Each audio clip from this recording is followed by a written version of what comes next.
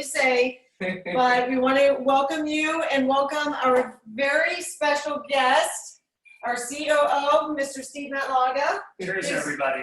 Who's done the pairings for us for this incredible salad dinner entree that Tatiana is going to prepare for us. And Mr. Matlaga has prepared 2 separate wines depending on what protein that you are going to prepare. We are going to do shrimp tonight, so we are drinking in short form A Pinot Gris. a Pinot Gris to start with, and there's more to come. He's going to totally describe the appropriate wines for this type of a meal. Right. Perfect. So, cheers, everyone. Cheers. Cheers. Cheers, Cheers. everybody. Salute. Let's have some fun. Yes, absolutely. All right. So what do we got going on? This It's is good, good. right? Good, good. Very And good. Anybody that has any of the pairings at home, I suggest you drink them plain before the food. And then when you drink them with the food, you'll see how the marriage of wine and the foods come together beautifully, I hope. Oh, very nice. Awesome. Very, very good.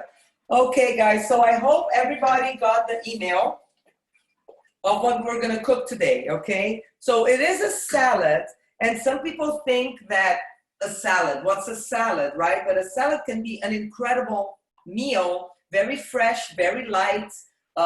If you do it the right way, a lot of, vegetables, low in calories, and good for you, and good for the immune system. So with that said, Bernice is coming in. Very nice. Okay, she's in already. So with that said, hi Bernice, welcome. So I am doing it shrimps, but you don't have to have shrimp. You can have anything else. If you look at the ingredients we also have another protein source, that's the boiled eggs, okay? And what's nice about a salad, you can put whatever you want on a salad. It's like the right ingredients will make it taste better. But the salad is not only lettuce, okay? A salad, we can put a lot of things, and you can put a lot of protein. So what we did, we got the romaine lettuce and the arugula. By the way, arugula is one of the lettuce that has more phytonutrients inside of them. Very, very good. And this is the romaine, okay? All organic because lettuce, remember, when it's out in like in California, you can see all the people do with the pesticides on top of them. So you have to be very careful with lettuce. You have to make sure that especially raw things are organic. It's 10 times better for your health, and we know it. Especially things that can penetrate, where the toxins penetrate inside. Okay, so with that said, I have the romaine. I just cut and wash it, and then I have here some shredded carrot. Again, easy. Shredded carrot, organic, and a lot of people think that organic food is expensive, and it's not. Okay, I'm telling you, this is organic. It's already shredded carrots, organic. It's like $1 more than the normal one. So, and it's health, it's for your body. Okay, we have collect coming in. So I had it here. I actually washed it. If you have something to dry the lettuce like this, just a little bit, okay? And then with this, goes inside together, inside the big salad bowl here. That's it, okay? Okay, now, while I'm doing the shrimp, I'm gonna explain a couple of things. What we have also that are coming in, we're gonna have the eggs, okay? They're ready boiled, okay? Hard-boiled eggs. And also, we have avocado, okay? Make sure that it's ready to eat. Make sure it's soft. And then I'm gonna show you how to do a very, very simple salad dressing, okay? The other things we have are garbanzo beans. And I have the garbanzo beans here. So everything is gonna be put together. So I have the garbanzo bean. To make a salad, all you have to do is put everything together. Okay, so I have the boiled eggs, I have the garbanzo beans, I'm gonna go inside. And what we did with this salad, let me just do this here. What we did with this salad, we put some wild rice. Now, this is gonna be interesting. I got some wild rice, but a lot of people do it also with quinoa instead. Okay, so you can use wild rice or you can use quinoa. What does it do? It's just give you an extra crunch. It's a carb, and you know, sometimes with salads, people don't get full because it's just vegetables and it's very light. So with a little bit of rice, not much, just a little bit or a little bit of quinoa, it just adds to make it a little bit more like sustainable, like it sustains you more, okay? So one thing, oh, and we also had, what did we have else? The olives. I got some olives, and that's it. These are all the products that we use for the salad. Hi, Colette, nice to see you. So easy, guys, you know, everybody have to understand this is the best time of the year for us to stay healthy. It's summer, light food, you know, and this is all fantastic things that is good for the immune system. Another thing you can use also spinach, really, really good for you. If you like kale, you can use kale in the salad and you chop it really, really, really thin. You can use red onions, you can use tomatoes, you can use cucumbers. I mean, there's 1,000 things you can put in a salad. So our protein is the eggs and the shrimp. While I'm preparing the shrimp, I'm gonna have, in 1 minute, give me 1 more minute, Steve's gonna come here and talk a little bit about pairing with the wines. But if you're using shrimp, just one big thing, I always clean both sides of the shrimp, not only one. Sometimes when they clean, they only clean once. And do not put the lemon until the last minute. Because if you put lemon to marinate and you put it in the refrigerator, it'll get hard. Okay, and I learned this doing it. So remember, with you can do that with salmon or with other fish, but with shrimp, don't put the lemon until when you're actually cooking it. All I'm going to do with the shrimp, it's going to be a very simple stir fry. Okay, very, very simple, like a saute more than a stir fry. And I'm going to cook it in coconut oil or avocado oil. Maybe I'll do coconut oil today. And coconut oil, and then salt and pepper. That's it. And a squeezing lemon on it, okay? So with that said, I'm gonna start doing it. And in the meantime, I'm gonna get Steve here to talk to us a little bit about the pairing. Okay. Cheers, guys. Cheers. As you can see, I'm coming in two-fisted, and I'm getting hungry by all those great descriptions that you just heard of everything, okay?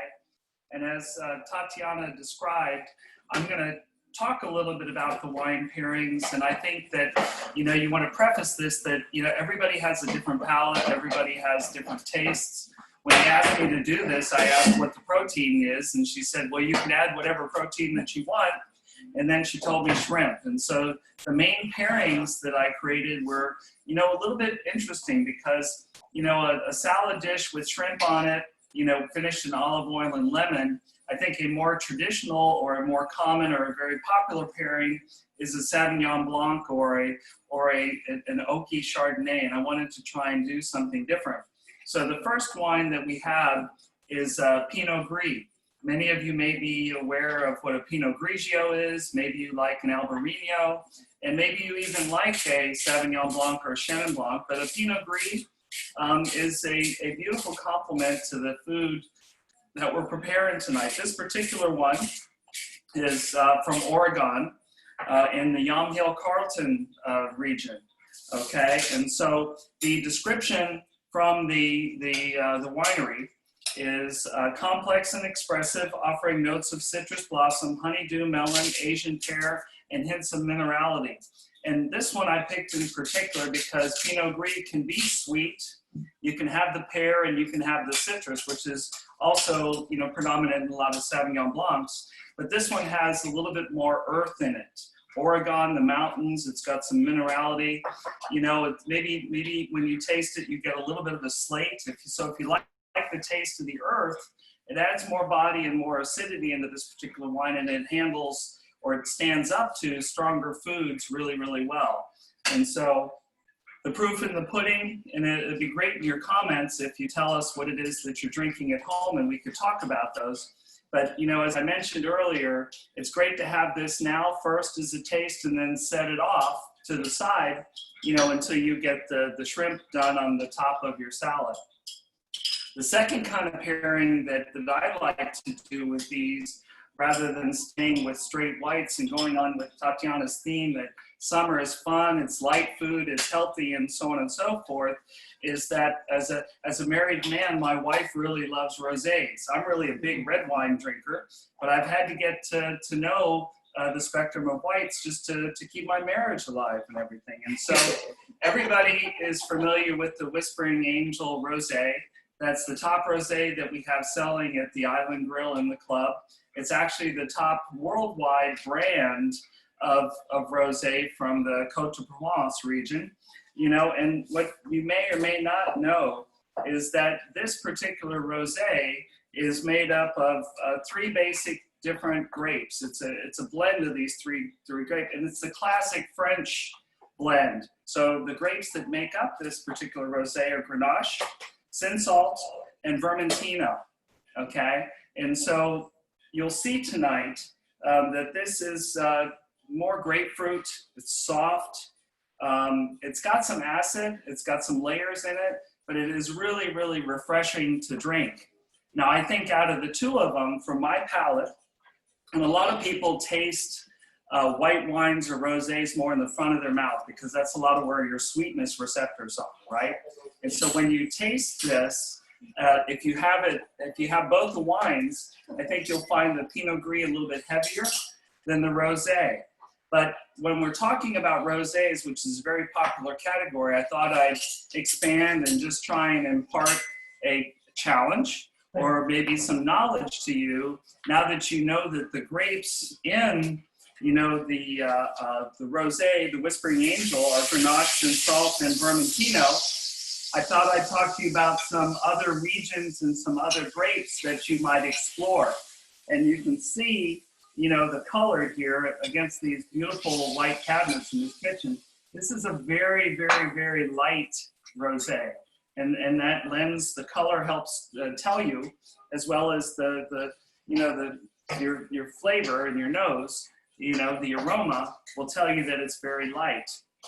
But I thought since rosé is such a popular category for the summer, I'd talk a little bit about some other options that you have. And of course, after all of this, whether you're recording it or not, you can send me an email and I'm happy to get into a conversation because I'm not a wine connoisseur, I'm a wine consumer, you know, and I have an opinion, and I've had a long time to learn about the different wines in the regions. And our favorite vacations are going to the different wine regions of the world and the wineries.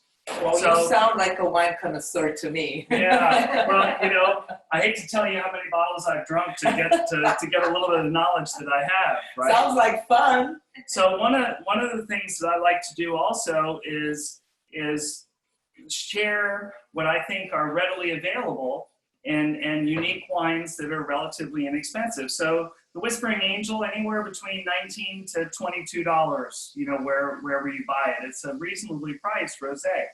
But one that I would like to put on your list to explore is called Samuel Roberts Rosé, and this one is from the Willamette Valley in Oregon. Very famous region for Pinot Noir, you know, specifically, and they're coming on with a lot of their white wines. But in particular, when this Willamette, Samuel Roberts Willamette, is made from the Pinot Noir grape.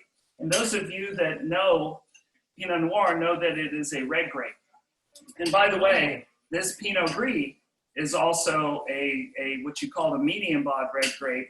And so what they do is they remove the skin away from it to get the juice so that you get the clearer color. So this Samuel Roberts Willamette, $15 at Total Wine or somewhere else. I'm not plugging Total Wine, even though they do have a great selection. It's a medium body. So what that means is it's be a little bit heavier than the Whispering Angel. Another one, you know, and again, that one comes from the Pinot Noir grape. And so if you have this and the Whispering Angel side by side, you'll see the impact of the Pinot Noir, 1 grape versus 3 grapes in the Whispering Angel combined. Another thing that I personally got to experience last summer is Caymus Conundrum Rosé. Now, I love Caymus Cabernet and Caymus Special Selection, and when we went to Caymus as part of the tasting profile, we got to taste this rosé. And for me, I mean, there are hundreds and hundreds of grape varieties around the world, and I'm trying to still drink my way through them all. But I had never heard of this particular grape. And it's called Val d'Igues. I'm sure it has a French twist to it, you know, because a lot of the grapes, the rootstock comes from France. But it's Val d'Igues, and it's planted very, very, very limited qualities in California. So in this Caymus Conundrum Rosé is this Val d'Igues grape. It's $18, you know, on the market out there. And so there's another right in that $18 to $25 price point bottle for rosé that you would want to have on your list to try. And again, you can email or put in the chat box, you know, I'll be glad to send this information. And then when I first started getting into wine in the mid-70s, when I first became old enough to drink, you know, and started dating, and maybe some of you will relate to this, there was a rosé that was an American rosé called Beringer White Zinfandel. Now and that is from the red Zinfandel grape, right? And it's a pink like a rosé. And so over the years, since I loved Zinfandel and red wines, I've been a subscriber to the Turley wine list. Well, about 4 years ago, Turley started producing their white Zinfandel. And again, here, rosé is a blush, and this fits in the blush category. So Turley White Zinfandel, if you can find it, it's from California, and it's from the Zinfandel grape. So there you have a choice of 4 different types of wines from different regions of the world, made from different grapes. And if you got those 4 one night to sit down at a dinner table to do a wine flight with your friends, you would find out what tickled your taste buds, right? And the nice thing about rosés is they are the middle ground if you want to have turkey or if you want to have a nice lean filet, because they're strong enough to you know, work with both of them. And I think Tanya's ready to give you an Emeril Lagasse moment here. So Thank you. That was amazing. Okay. What is the difference of Pinot Gris and Pinot Grigio? Well, they both, it's a great question. Both Pinot Gris and Pinot Grigio have Pinot Noir, believe it or not, as their mother grape. Okay. Oh, a dark grape? But as the mother grape. But the Pinot Gris is truly a red grape, and the Pinot Grigio comes from a white grape, as the Pinot Noir grape went more towards a Pinot Blanc. So they're cousins. They're cousins. They're cousins. And so I talked about a tasting of rosés. I had written down in my notes that for the people that really love the white wines, a really fun night of a tasting, like I just mentioned for rosé, for the Pinot Gris, would be Pinot Gris, Albarino, Sauvignon Blanc, and Chardonnay. And again, I'd be glad to make the recommendations on those. But I love it when you sit down and you make an entree like this. Yeah. And then you have 1 or 2 options called flight, you know, to taste, because I think, just like I said, you know, taste the wine by itself and then taste it with the food. Yeah. Sometimes you just have those aha moments when the food pairing works out just right with the wine. And it's so good. This Pinot I Gris know. is Well, like, Delicious, I right? poured this oh. Whispering Angel for you because I know it's your absolute favorite rosé, and you're working so hard. in the We're going to kitchen. be dancing here in a while. Yeah. I'm going to be cooking like And this. if you drink at home, you can dance with us. So cheers. I will exit stage right and be back in a minute. Thank Or you. whenever Tatiana tells me. Thank you. Oh, that was great. You know, you got me thinking about doing, getting more into wine and learning more about wine, because it is incredible. It's very, very interesting. So what I'm doing now, the only thing with a salad that we really have to do was cook the shrimp. Now, and also we had to, you know, boil the eggs. And I did, remember, I wrote down that you should have some wild rice cooked already, okay? And I'm just gonna sprinkle a little bit on it. And was cooking and I was trying, I like to put a lot of things. When I do a salad, I do a big salad. But I repeat, quinoa or wild rice. I think maybe the quinoa could also be, you could even mix both together, actually. But we're just following what we wrote here. So hopefully this is gonna be enough. For the shrimp, what I'm doing is a wok, okay? This is a wok. And I like the wok because you just can play with it and you can really, really cook it really well, the shrimp, okay?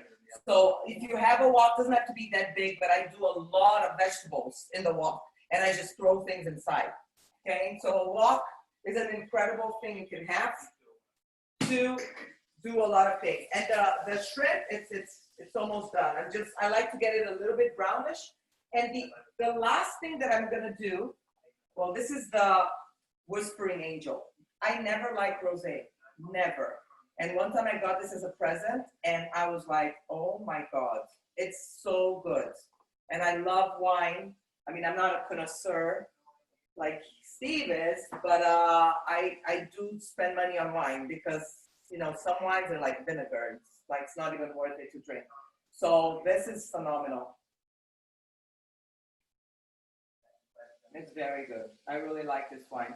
So if you go to the grill, we have this wine there. And if you've never tried Whispering Angel, you should really, really try it. It's worth it. So I'm going to put you on the spot, Tatiana. Okay. So you've got the Pinot Gris and you've got the Whispering Angel. You've tried them both without the food. Right. You know, so liking Whispering Angel, I think you probably have a little bit of a sweeter palate. You like fruit, perhaps? Well, no, I really like this. I had never had this before. Okay. And I love how it's a little bit stronger than the other one. But it has I don't know how to explain it, like a heavier texture. Yes. Okay. Yeah. So that quite honestly, that minerality and what I call a little bit of a viscosity to it, you know, is why I picked the Pinot Gris, because it is heavier than the blush, you know, the rosé. And I think that once we taste this with the olive oil and everything that you've got into Yeah. it, that the Pinot Gris is going to hold up really well to the food. Right. So it's good. Oh, okay. But I don't want you to not like your favorite going forward. No, I like, but now you made me think, ooh, what about this one now? I need the name of this one. We're gonna go buy it. It's really good, really good. So to end the making of the salad, I'm gonna show you 2 salad dressings. Okay, please don't buy salad dressing at the supermarket that's already made. If you read the ingredients, I should have bought 1 or 2. I really should have bought 1 or 2. I can pull up ingredients. Horrible, horrible, horrible, horrible. A lot of them have sugar inside. Vegetable oils, okay? Safflower, sunflower, canola oil, and you want to stay away from those oils. The best way to do a salad dressing, and I like Colavita. I get these all the time. The balsamic vinegar and the extra virgin cold pressed. Okay, let's see what Carrie finds out about Okay. some salad dressing. So, in just your regular salad dressing, the first ingredient is water. The second is soybean oil, which is a vegetable oil, which you should never consume. Vinegar, sugar, a lot of sugar, xanthan gum, propylene glycol, alginate. I never recommend eating anything you cannot pronounce. Polysorbate, number 60. Wow.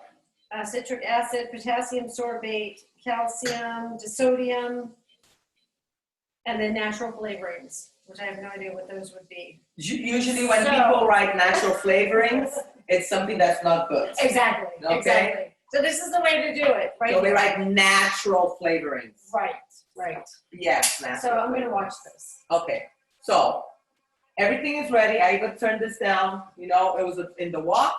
A little bit of shrimp. This goes on top of the salad. It's delicious. I got the big ones. Okay, and because the medium ones get very small. Remember, shrimp shrinks, so you have to get the large ones. Okay. Now, very, very easy. I actually had salad the other day and my sister came over and I did a little bit. This is the one that's with olive oil, balsamic vinegar, and I use mustard, but you don't have to. Do you guys like mustard? I love mustard. You like Steve, do you mustard? like mustard? Okay. I love a spicy mustard. Oh, good. So you're gonna like this one. Okay, so very, very, very easy. And I have some in here, but it's okay. I just did it yesterday. So the first thing I do, and you want something like this or a little bottle that you can shake it, okay? So what I do first thing, I put olive oil. A lot of people ask me, how much? It's taste, okay? I'm gonna show you a little secret also so that it's not like to bring it down the caloric part of it, because oil is oil, but you have to understand something that people don't understand. The people that are very, very strict and with calories, they count every calorie, they count the fat grams, they count everything. You go insane with that.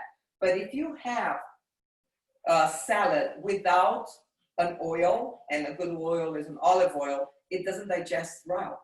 It doesn't go, it has no digestion and it's just gonna go out. So it doesn't, the nutritional properties of whatever you're eating are not gonna be absorbed. So a little bit of oil is okay, and stop counting calories because that's not the real thing. The real thing is the quality of your food and the quantity that you're eating. Basically, that's what it is. And then, of course, certain things you have to be more careful than other things.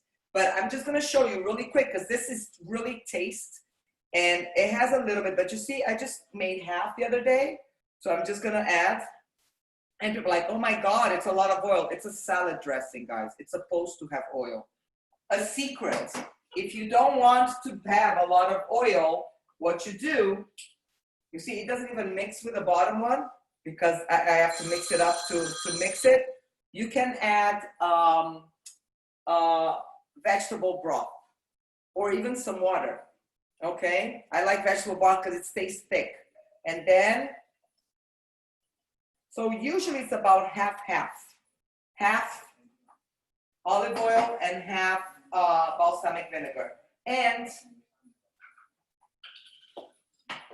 I'm gonna put some, I use the Grey Poupon. You can use the Grey Poupon, the normal one.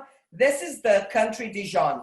So this is a coarse ground mustard. One of the reasons one of the reasons why I like this is because it keeps in here underneath. Yeah, it keeps the sauce thick. So it's like it's really nice. You're gonna see.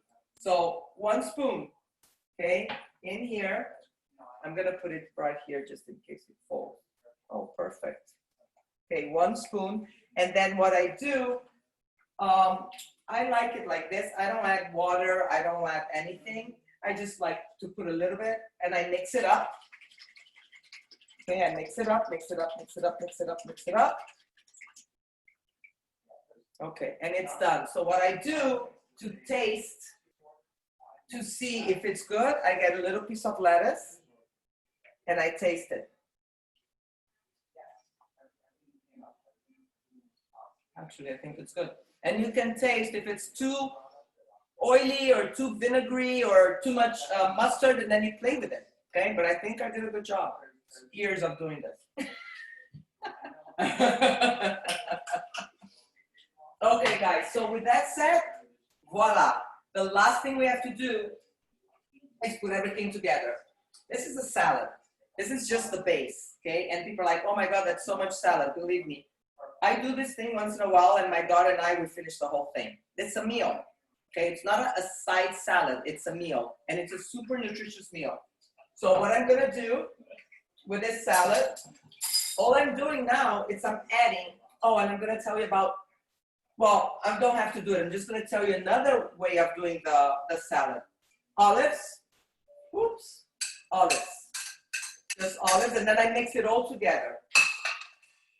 Okay, a little bit of olives, and then we're gonna get, and this already has the arugula, the romaine, and the shredded carrots, and I put the olives inside.